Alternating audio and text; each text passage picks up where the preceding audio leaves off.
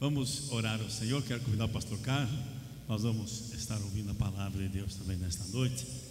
Graças a Deus, que Deus é um Deus tremendo, irmãos. Deus é maravilhoso para com as nossas vidas. Em nome de Jesus. Pode ficar de pé? Amém?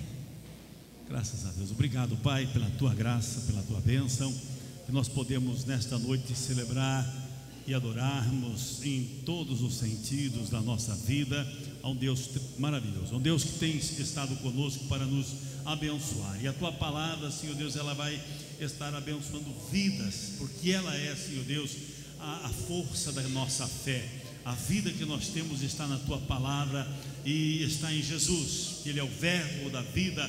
Em nome de Jesus, usando o teu filho, o teu servo, como instrumento, Senhor, do teu Espírito Santo, para falar a tua palavra aos nossos corações, em nome de Jesus, amém.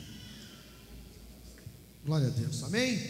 Paz do Senhor, queridos, pode se assentar, por favor, fiquem à vontade. Vamos compartilhar a palavra de Deus. Eu quero poder lê-la junto com os irmãos. Lucas 22, verso 7. Livro de Lucas, no capítulo 22, no verso 7. Nós vamos ler do 7 ao 13. Amém? Todos acharam aí? Não sei se talvez esteja ali. Isso. Eu vou ler na NA 17, que é a Nova Almeida 2017. Talvez algumas palavrinhas sejam diferentes, mas é o mesmo texto bíblico. O texto diz assim: chegou o dia da festa dos pães sem fermento. Ali, volta lá por gentileza. Chegou, porém, o dia dos ázimos, né? Pão ázimo, os pães ázimos e o pão sem fermento é a mesma coisa, ok? Os dias dos pães sem fermento, em que era necessário fazer o sacrifício do cordeiro pascal. Então Jesus enviou Pedro e João, dizendo: vão e preparem a Páscoa para que a comamos. Eles lhe perguntaram: onde o Senhor quer que a preparemos? Onde o Senhor quer que a preparemos? Jesus lhe explicou: ao entrar na cidade, vocês encontrarão um homem com um cântaro de água. Sigam este homem até a casa em que ele entrar, e digam ao dono da casa: o mestre pergunta, onde fica o aposento no qual comerei a Páscoa com meus discípulos? Ele lhes mostrará um aposento ou um espaçoso cenáculo mobiliado. Ali façam os preparativos. E indo, acharam tudo como Jesus lhes tinha dito e prepararam a Páscoa. Amém, queridos? Nós precisamos entender o contexto da Páscoa na questão do povo de Deus, porque para nós, todos nós brasileiros, aprendemos que Páscoa é chocolate, coelho de Páscoa e tudo mais, e nós sabemos vagamente que Páscoa simboliza alguma coisa ligada a Jesus. Tem muita gente ainda que inverte, que acha que Jesus nasceu na Páscoa e morreu no Natal. Já fui numa igreja que o rapaz foi fazer um teatro de Natal e ia crucificar Jesus no Natal. Eu tive que avisar, falar: não crucifica, que hoje é o nascimento, né? A crucificação foi na sexta-feira santa e a ressurreição no dia de Páscoa. Mas a Páscoa, ela tem 3 significados bíblicos, históricos. São 3 Páscoas que aconteceram na história. A primeira delas no Egito, antes da 10ª praga, a morte dos primogênitos. Deus deu uma ordem ao povo de Israel que estava no Egito para que preparassem a Páscoa. E essa Páscoa, ela foi comemorada no dia relativo ao nosso calendário. Não era o calendário de hoje, o gregoriano que nós temos, que era relativo ao 1º de abril. Por isso que hoje nós estamos comemorando exatamente no dia certo da Páscoa, que é o 1º de abril, que o mundo conhece como o dia da mentira, mas era o dia da Pessach, da Páscoa dos hebreus. A Páscoa dos hebreus, ela tinha alguns significados. Primeiro, precisava ser feita por pessoas que criam no Deus único, que criam no Deus criador dos céus e da terra, porque o anjo da morte ia passar no Egito, ia matar toda pessoa que não acreditava, e o sinal de quem acreditava era pegar o sangue de um cordeiro que era imolado, morto, e untar os umbrais das portas das casas com esse sangue. Era um sinal visível. A Bíblia não diz que o anjo da morte mataria os egípcios. A Bíblia diz que o anjo da morte mataria quem não tivesse aquela marca na porta de casa.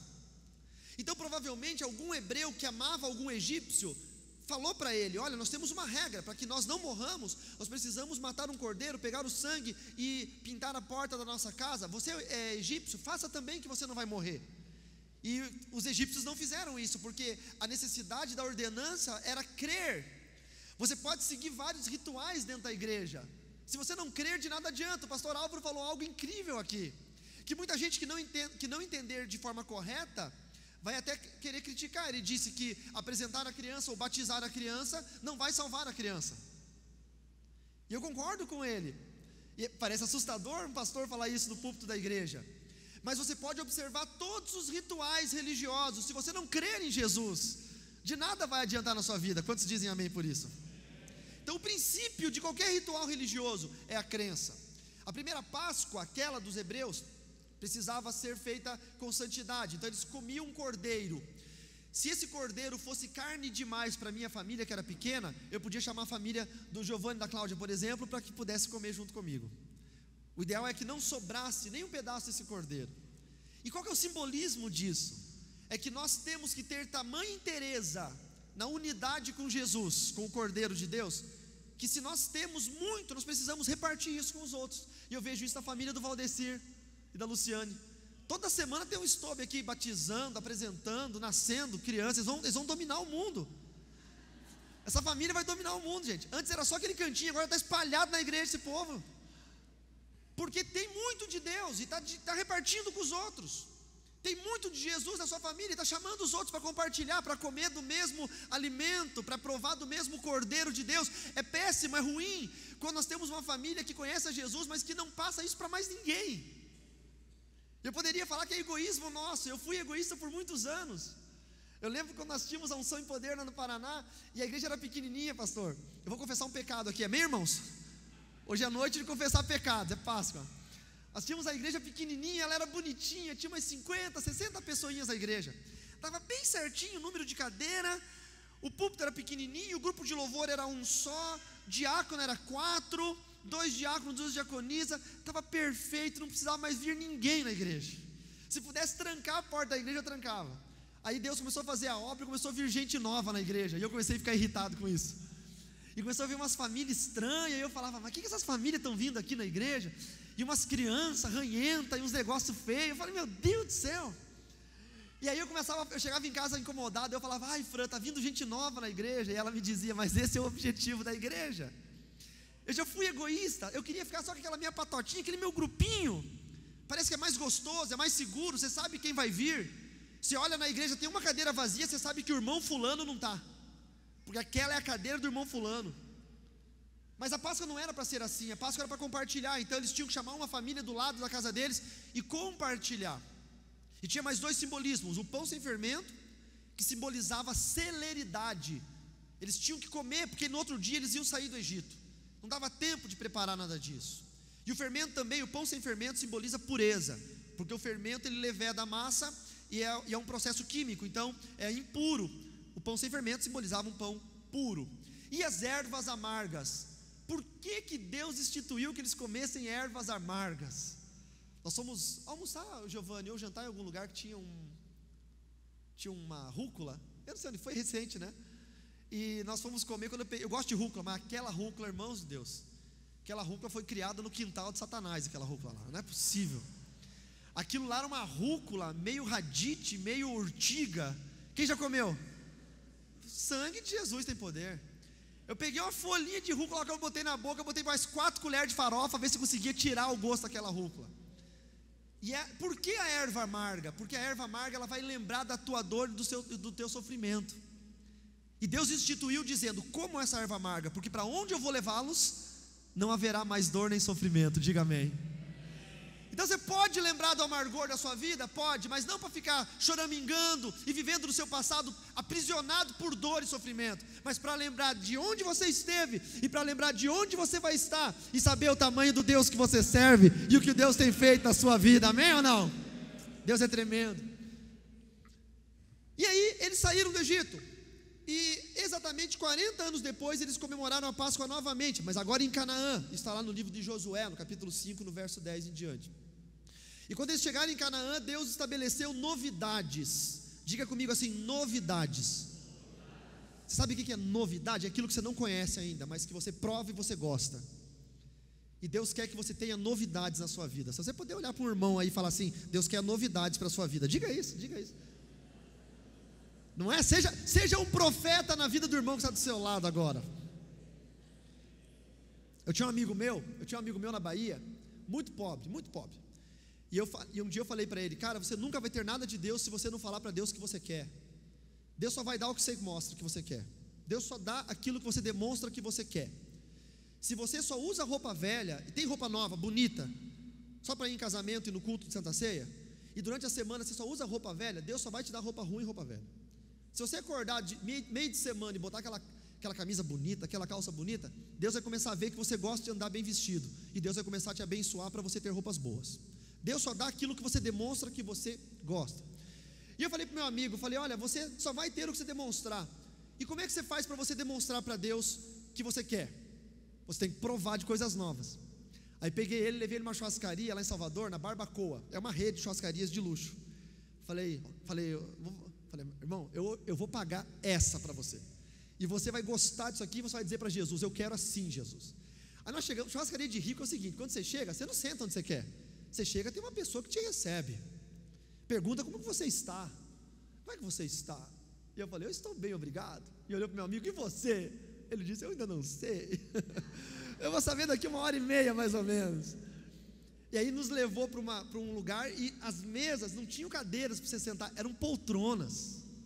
Meu irmão, sabe, você comer churrasco sentado em poltrona, aquele meu amigo, ele olhava para o céu e ele dizia: é isso que eu gosto, Jesus. Eu quero isso na minha vida, Jesus. Aí primeiro chegou o couvert, chegou primeiro as coisinhas que você tem que comer e tudo mais, que você paga lá R$28 para comer um pão velho na chapa com manteiga. Esse é o couvert de churrascaria de rico, né? Qualquer um pode comer em casa de graça.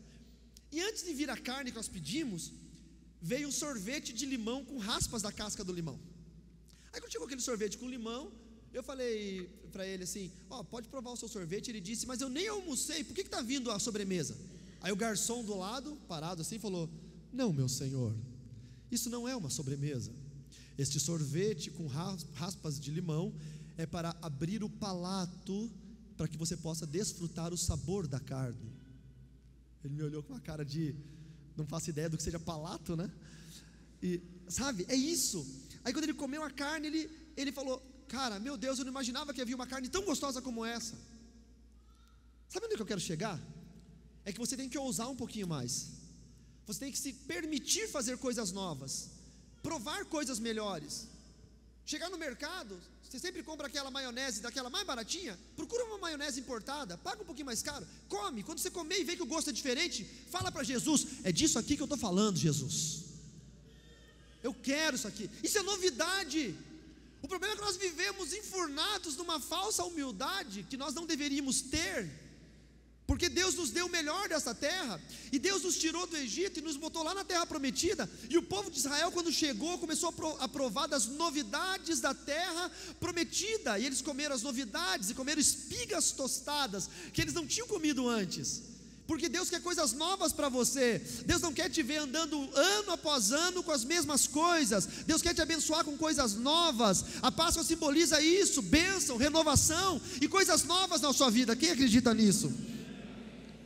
E o texto lá de Josué capítulo 5, verso 10, 11, 12 diz que depois que eles provaram, olha que interessante, depois que eles provaram as novidades da terra prometida, da terra de Canaã, o maná acabou.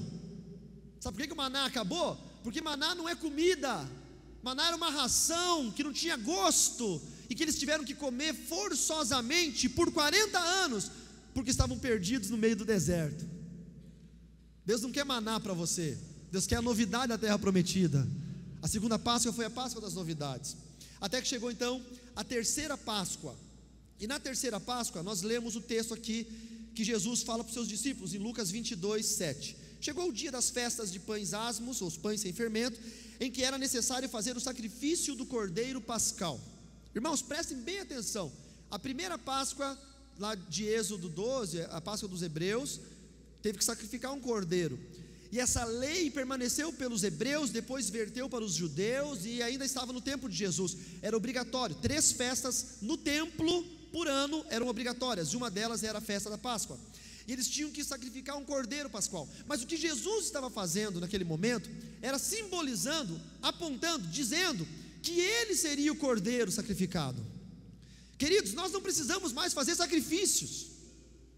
Eu estava uma certa vez num debate de ideias, num debate inteligente, com 3 ou 4 pais de santo, da Umbanda, da Quimbanda e do Candomblé, e um deles falou para mim: olha, eu não sei porque vocês evangélicos falam tão mal da nossa religião, que nós fazemos as oferendas para os nossos deuses, com galinha, com bode morto, porque se você for ler o Velho Testamento, a sua Bíblia, os hebreus também faziam a mesma coisa, eles matavam bode e ofereciam a Deus, eles faziam a mesma coisa. Então quer dizer, nós fazemos a mesma coisa que o povo de Deus, de vocês, da Bíblia, faziam. Por que vocês criticam tanto a gente?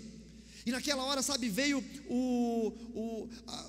sabe, você fala para o seu cérebro assim: acha uma resposta, porque você não pode simplesmente concordar, e você também não pode ficar sem dar uma resposta. E aí o Espírito Santo veio, porque a palavra diz que quando você não sabe o que falar, fica tranquilo, porque o próprio Espírito Santo vai te dar as palavras corretas para você falar. Aí o Espírito Santo veio sobre mim e disse: nós não fazemos mais porque nós não precisamos, porque o Cordeiro de Deus foi o holocausto perfeito no nosso lugar. Então aquele que é da Umbanda, da Quimbanda, do Candomblé, das religiões afro, eles precisam fazer aquele ritual, porque eles não têm Jesus, porque eles não entendem que o Cordeiro de Deus veio entre nós, foi sacrifício, morreu por nós, e agora nós não precisamos mais matar animal nenhum, porque o Cordeiro de Deus morreu por nós e no nosso lugar. E esse era o sacrifício que Jesus estava falando. Então Jesus vai e diz: eu preciso que vocês preparem a Páscoa. E a primeira coisa que os discípulos fizeram foi: o que o Senhor precisa? Aonde tem que ser? De que jeito tem que ser? Primeiro ponto que eu quero falar aqui, queridos: nós precisamos aprender a pedir para Deus como é que Ele quer ser adorado. O problema é que nós queremos adorar a Deus do nosso jeito, e nem sempre o nosso jeito é o jeito certo. Amém ou não? Atenção, ministério de louvor. A gente tem mania de tocar as músicas da moda, né? Está na moda, está bonita para a minha voz, está bonita para a voz dela, está bonita para a voz dele. Mas será que são essas as que Jesus quer ser adorado na igreja? É tão difícil nós pensarmos sobre isso e perguntarmos. Uma vez eu tive esse entendimento, comecei a orar a Deus, e eu falava para o Senhor: Senhor, qual música o Senhor quer ser adorado? E eu me lembro que Deus me tocou naquela época numa canção que é de uma banda que eu não gosto, que é o coreano lá, o Juliano Som. Não é que eu não gosto dele, da banda, eu acho muita falsidade no discurso dele, sabe? Ele faz discurso sobre pastor que cobra para pregar, sobre banda que cobra para pregar, mas a banda dele não vai de graça em lugar nenhum. Então, sabe, essa hipocrisia, eu não gosto disso no meio cristão. A partir do momento em que você falar que o outro não pode cobrar para fazer alguma coisa, você automaticamente não pode mais cobrar para fazer nada também, porque é muito fácil você apontar o que o outro faz e você fazer de forma contrária. Eu não gostava do discurso dele, eu não ouvia as músicas dele. Aí o Espírito Santo veio e falou: quero que você ouça a música tal dele. Logo um cara que eu não gosto, Jesus, escuta a música tal. Aí era uma música, eu não me lembro o nome da música, eu sei que acho que é faixa 7 do disco tal. Eu entrava no carro, eu tinha que colocar aquela música e ficava. Aí terminava, eu no meu coração eu dizia: Senhor, posso ouvir outra música? Aí o Senhor falava: toca de novo essa música. E eu ouvia aquela faixa 7 por umas 1000 vezes, por uns 5, 6 meses.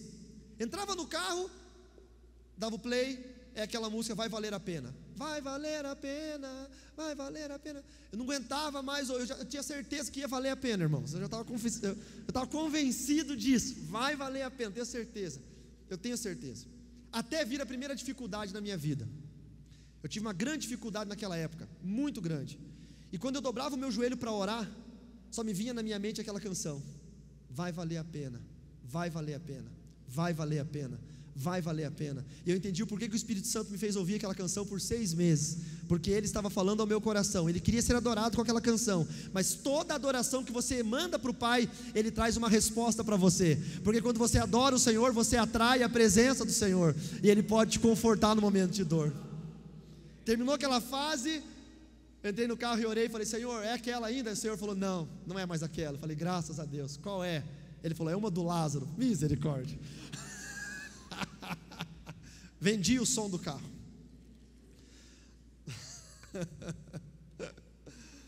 A grande verdade é que os discípulos perguntaram: onde é a festa? De que jeito o Senhor quer? Como que nós fazemos para organizar? Eu pergunto para vocês: acha que os discípulos não sabiam arranjar um lugar? O problema é que nós somos muito práticos. Vamos fazer uma festa? Vamos. Todo mundo sabe organizar uma festa. Um vai dar conta da comida, o outro vai chamar um irmão para louvar. Agora é mais moderno, não tem mais irmão para louvar, agora é DJ. Um vai chamar o DJ gospel para cantar. Todo mundo sabe fazer uma festa. A questão é que nós não perguntamos como que Jesus quer ser adorado naquela festa. E aí eles perguntaram como, e aí Jesus deu a dica. Ele falou: vocês vão entrar na cidade e vai vir ao encontro de vocês um homem que está carregando um cântaro com água. E até aí parece óbvio, porque você entrar numa cidade e ver pessoas andando com cântaros com água é muito fácil, muito simples, porque naquela época não tinha água encanada, então você tinha que correr até um certo poço, tirar a água, carregar água para casa, era um transporte comum.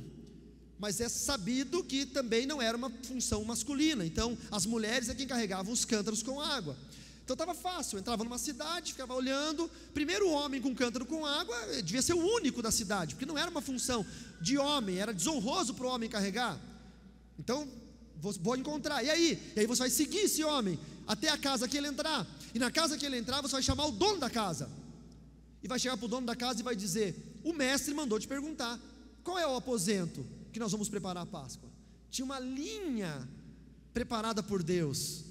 Já estavam os pontos ligados. Sabe, eu brincava quando era criança de ligar pontos. Quem já brincou disso? Ligar pontos. Sabe o que é isso? É uma folha de papel que tem vários pontos numerados. E você vai ligando do 1 ao 2 e assim por diante. E no final surge uma gravura, um desenho. Aí você tem que colorir. E quando eu olhava aquelas páginas, eu via apenas páginas com vários pontos e vários números, e não se tinha ideia. E eu brincava quando era criança de tentar adivinhar qual era a gravura que aparecia ali, qual era o desenho. Então eu olhava, analisava pelos pontos, e alguns eu acertava. Eu dizia: esse aqui vai dar um elefante. E outros, esse aqui vai dar uma árvore, porque até parecia pelo contorno. Mas tinha alguns que não tinha como acertar. Eram os mais difíceis de acertar. E a nossa vida é assim. Nossa vida é como um jogo de ligar pontos. Você olha para frente, para o seu futuro, e você não tem ideia do que vai acontecer. Você não sabe o que vai acontecer na semana que vem. O irmão contou que estava descendo do caminhão, o carro lhe atropelou. Você não tem ideia do que vai acontecer ao descer do seu veículo. Mas quando você está lá na frente, você olha para trás, e você vê os pontos que foram ligados, você consegue ver desenhada a história de Deus na sua vida. Aquilo ali já eram pontos que Deus estava preparando. Deus disse: fica tranquilo. Jesus falando, Deus falando, fica tranquilo. Você vai entrar na cidade, vai vir um homem segurando um cântaro com água ao seu encontro. Você não vai falar nada com ele, só segue. Aí você vai seguir, e ele vai chegar numa casa, ele vai entrar nessa casa. E quando você entrar junto com ele, vai ter o dono da casa, o pai de família. Você vai perguntar para ele qual é o cômodo que eu vou preparar a festa para o Senhor, a Páscoa. E esse homem vai mostrar. O que isso me diz? Que o Senhor já desenhou o seu futuro, querido. Deus já fez os pontos que você precisa ligar. Você só precisa seguir a dica, seguir a pista de Deus, que é o homem que tem um cântaro com água, que é o simbolismo do Espírito Santo. Se você for olhar para Eclesiastes capítulo 12, diz assim: lembra-te do Senhor, verso 6, lembra-te do Senhor, antes que se rompa a roda junto ao poço, e o cântaro, a roda junto ao poço, e o cântaro junto ao poço. O cântaro era o objeto, o utensílio de carregar a água. Ele simboliza, o cântaro de barro simboliza você e eu. Um homem que não era comum carregar aquilo ali na cidade, simboliza o Espírito Santo. O que o Espírito Santo faz comigo e com você? Ele nos conduz, ele nos carrega nos braços. Então, quando eu vejo na Bíblia Jesus mostrando um homem carregando um cântaro, eu consigo ver o próprio Cristo dizendo: é o Espírito Santo que nos conduz e que nos direciona para o lugar correto, para que nós possamos fazer a vontade de Deus. Ei, quer fazer a vontade de Deus? Aprenda a ouvir as instruções de Jesus e a seguir o Espírito Santo, que é o homem com cântaro de água. Aprenda. Nós precisamos deixar de ser duros no entender. E aí eu pergunto a você: quem é que você está seguindo hoje? Porque você pode se perder em quem seguir. Hoje nós seguimos todo mundo, nós seguimos pregadores, nós seguimos cantores, nós temos os nossos ídolos. A pergunta é: será que nós seguimos o homem com cântaro de água? Será que é ele que vai nos levar na casa certa? Porque dependendo de onde você está indo, quem você está seguindo vai determinar o lugar que você vai chegar. Se eles seguissem qualquer mulher com cântaro de água, nunca chegariam na casa certa.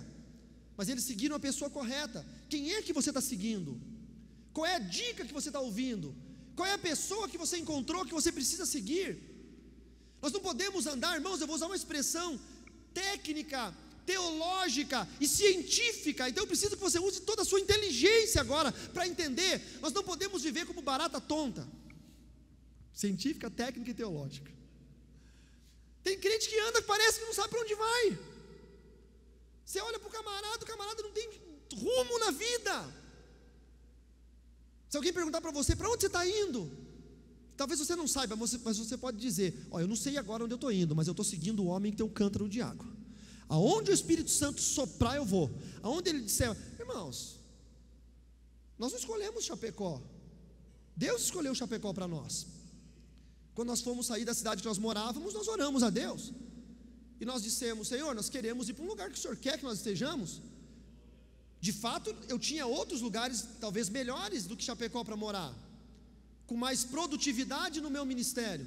São Paulo, Alphaville, eu tenho amigos lá que querem, amam o meu ministério e querem que eu more lá e trabalhe com eles. Mas eu orei e Deus falou para mim: Chapecó. Eu sempre conto isso, a tia Mara está ali atrás.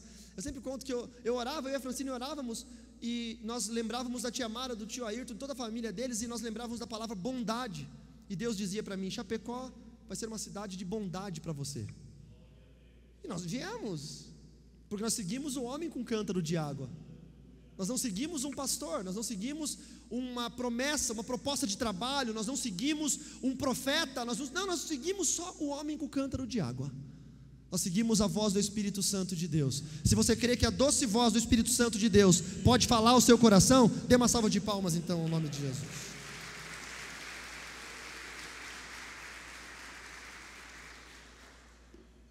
Sabe o problema de você seguir coisas, pessoas, é que você também vê a periferia das coisas. Já viu mulher no shopping? As irmãs, por favor, tapem os ouvidos agora, tá? Esse assunto é só para homem agora. Você, irmão, já viu tua mulher no shopping? Tua mulher, ela não consegue ver gente, ela tromba com todo mundo no corredor, ela só vê placa de promoção, 70% off, 50% off. Eu falo para minha esposa, eu falo: Fran, quando sair da loja, freia, para, olha para os dois lados.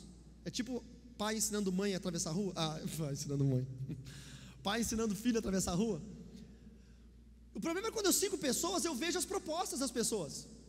E quando eu sigo o Espírito Santo, eu só vejo as pessoas, eu não vejo as propostas. Esse é o importante, você seguir a Deus. Quando você segue a Deus, você não vê as coisas, você não vê a facilidade, você não vê a promoção, você não vê o outdoor do desconto, você só vê as pessoas. Aquela freira católica, Madre Teresa de Calcutá, ela era chamada de Madre Teresa de Calcutá, porque o ministério dela foi pautado em Calcutá, uma das cidades mais pobres do mundo. Ela fez uma grande obra social lá, e um dia ela foi chamada para palestrar em Nova York, uma das cidades mais ricas do mundo. E ela foi, palestrou, e quando ela estava voltando, ela encontrou um filósofo, conversou com ela, e ela falou: olha, eu sou lá de Calcutá. Ele disse: que ótimo, e a senhora está vindo de Nova York? Estou vindo de Nova York. E o que a senhora achou de Nova York? E ela disse: que cidade mais pobre. Por que ela achou que Nova York era pobre e Calcutá era rica? Porque ela não estava mais olhando para as coisas, ela estava num momento da vida dela que ela só olhava para as pessoas. E quando você olha para as pessoas, não importa se tem arranha-céus na sua cidade, não importa se tem carros importados, não importa se as casas são mansões, porque podem ser muitos arranha-céus e muitos carros importados e muitas mansões com pessoas pobres morando lá dentro. Quando você olha para a cidade e segue quem você acha que tem que seguir, você corre o risco de ser iludido pelo caminho daquela pessoa. E muita gente ora falando assim: Senhor, abre uma porta para mim, eu quero portas abertas na minha vida. Mas um dia eu parei para pensar: portas existem para ficar trancadas e não abertas. Porque se você faz uma construção e você monta as suas portas, quando você vai viajar, a primeira coisa que você faz é trancar todas elas e testar uma por uma, para saber se estão bem fechadas. A porta existe para estar fechado. Mas então por que eu oro a Deus para abrir as portas? Você tem que orar a Deus para te dar portas fechadas e te dar fórmula, chave de como abri-las pessoalmente. Porque se você entra por uma porta que já foi aberta, você está trilhando o caminho de outra pessoa. E Deus não quer que você siga o caminho de outra pessoa. Deus quer que você siga o caminho do Espírito Santo. Ele tem um caminho especial para você. Eu não quero seguir o ministério do irmão fulano, eu quero seguir o meu ministério. Mas o irmão fulano cresceu, ele é ele. Deus tem outra coisa especial para você. Só que você precisa seguir o Espírito Santo de Deus. Quem entendeu isso? Diga amém. Quando nós seguimos o Espírito Santo, nós não estamos preocupados com nada além de chegar aonde nós podemos ter intimidade com o Pai. E falta muito intimidade com o Pai. Nós aprendemos tanto sobre a Bíblia, sobre a palavra, aprendemos sobre teologia, aprendemos sobre tudo, esquecemos intimidade com o Pai. Eu fui teólogo por muitos anos da minha vida, só pensei em teologia, só estudei teologia e me formei muito cedo na teologia, até que eu percebi que eu não tinha unção do Espírito Santo de Deus, até que eu percebi que eu não tinha intimidade com o Senhor, e me veio aquela realidade de que adianta conhecer toda a teologia, se eu não conhecer a Deus, de nada me serviu a teologia. Paulo fala isso em 1 Coríntios 13, que ele podia ter toda a ciência e sabedoria do mundo, se ele não tivesse amor, ele nada seria. Quando você segue o Espírito Santo, você só quer estar no lugar certo, diga amém. Se alguém perguntar para você, meu irmão, qual que é o teu plano de carreira? Você vai dizer, não tenho plano de carreira, só quero estar no lugar certo. Meu irmão, qual que é a tua ambição? Eu não tenho ambição, eu só quero estar no lugar certo. Meu irmão, você não pensa em trocar de carro, casa? Não, se Deus me der, Deus, se não der, não deu, eu só quero estar no lugar certo. Eu só quero chegar no lugar certo, aonde ali Deus é adorado. Eu quero achar a casa certa.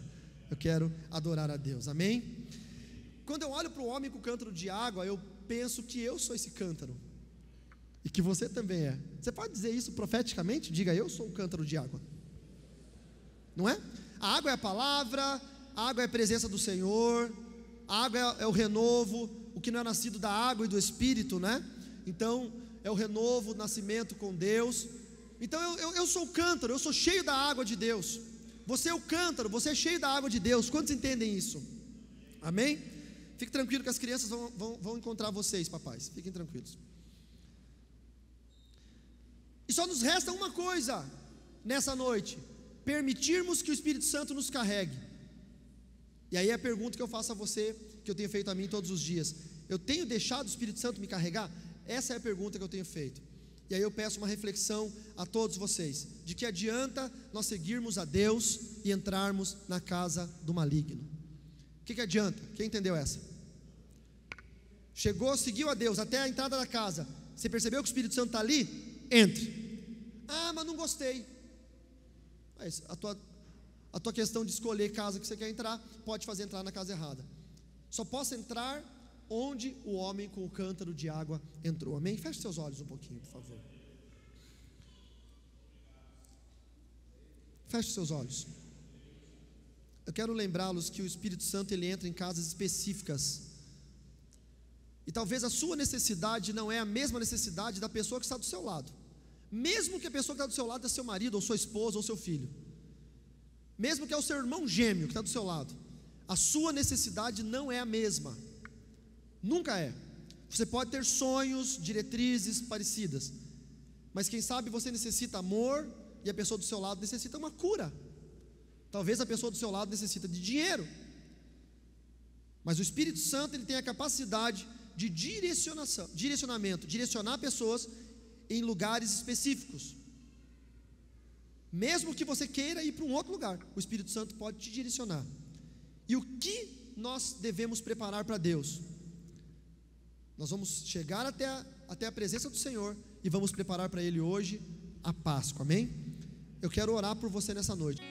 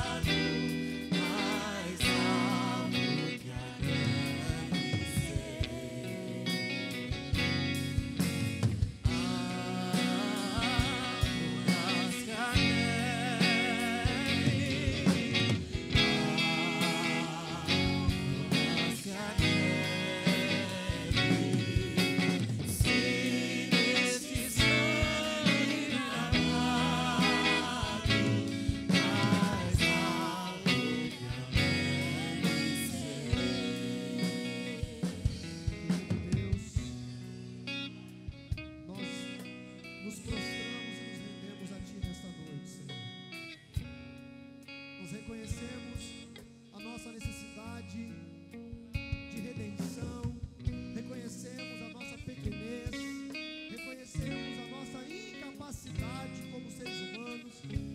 Por isso, Senhor, neste domingo de Páscoa, nós queremos nos prostrar diante do trono da graça. Nós queremos reconhecer a Sua majestade, ó Rei Jesus.